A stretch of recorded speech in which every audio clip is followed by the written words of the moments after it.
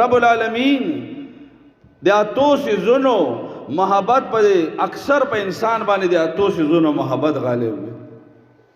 هغه غالب کیږي په انسان باندې باعث کیږي د الله د دین نه د الله د محبت نه نو الله رب العالمین هغه اتو والا په یو ځای کې راجمع کړي سورہ توبہ کې الله رب العالمین فرمایي قل نبی صلی الله علیه وسلم د خلکو ته وایا په دې د خلکو دماغ کولاو کا د خلکو سوچ په باندې تبدیل کا قل ته وایا ان کان اباؤکم تاسو دا پلاران چې دا باعث کیږي پتا سو باندې د الله د محبت نه رکاوټ جوړيږي معنی جوړيږي د الله او د الله د رسول سره محبت قل ان کان اباؤکم ډیر انسانان به وي یره چې دا خبره مې منله خو یره چې مونږ پلار دا غ په دې باندې خفه کېږي غریب بوډا سړی د په دې باندې نه پوهېږي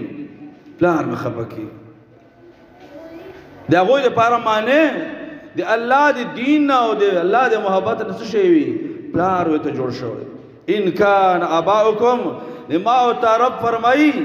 ان کان اباؤکم که تاسو دغه پلاران و ابناؤکم د تاسو دا زامن و اخوانکم و تاسو دا ورونه یره جی بیا مرور ولی خرابه و اخوانکم تاسو دا ورونه و ازواجکم یره جی خضر سره نه مني و ازواجکم الله فرمایي تاسو دغه خزه او الله فرمایي و عشیرتکم تاسو دا قبیله دا خیل دا کلی الله رب العالمین فرمایي دا وتجار واموال اقترفتموها او تاسو دغه مالونه چې تاسو ډیر په خوارۍ ګټلې ډیر مهنت باندې مو ګټلې دا تاسو دا مالونه او الله فرمایي وتجارة تخشون کسادها تاسو دا کاروبار یره جی دا خبره ځکه نه منو چیرې چې زه دکاندار سړی یم تاجر سړی یم بیا به رانه څوک سودا نه اخلي بیا به څوک دکان ته نه راځي دا کاروبار مو په ټبه باندې ودرېږي رب فرمایي وتجارة تخشون کسادها د دې کاروبار د دې د کوټوالي تاسو دا یره سره دا چې که حق مې ومنه بیا را سره څوک لین دین نه کوي تجارت نه کوي اخستل خرڅول را سره نه کوي رب فرمایي وتجارة تخشون کسادها او اتم سیز ومساکن ترضونها دغه کور چې تا باندې ډیر محبوب ده دا ته رکاوټ جوړیږي د الله د دین نه رب العالمین فرمایي دا ټول سيزونه احب الیکم من الله ورسوله